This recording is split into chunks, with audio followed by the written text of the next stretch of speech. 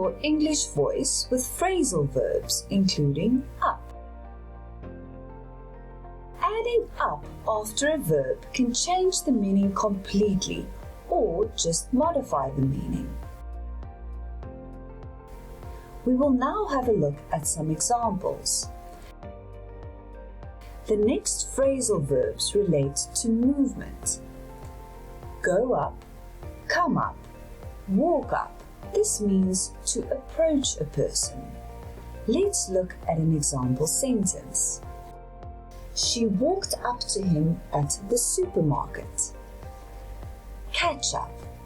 To reach a person who was in front of you. Our example sentence, I just have to get my purse. I'll catch up with you. Keep up.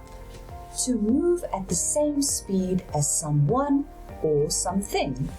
Our example, you're fitter than me.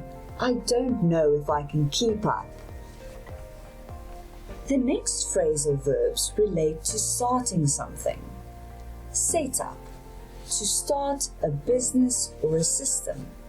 Our example sentence, they plan to set up a honey business. Take up. To start doing an activity. Our example sentence, I decided to take up tennis. Fix up. To arrange a meeting. Our example sentence, I'll fix you up with John. The next phrasal verbs relate to an increase. Grow up. To get older and become an adult.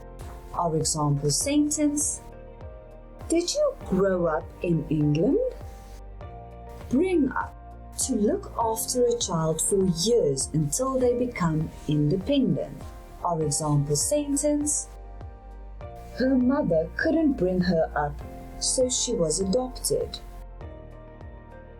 The next phrasal verbs relate to completing a task. Clean up, clear up, tidy up. To complete the action verb. Our example sentence, please tidy up the living room before the guests arrive. Wash up. To clean the cooking utensils and plates after a meal.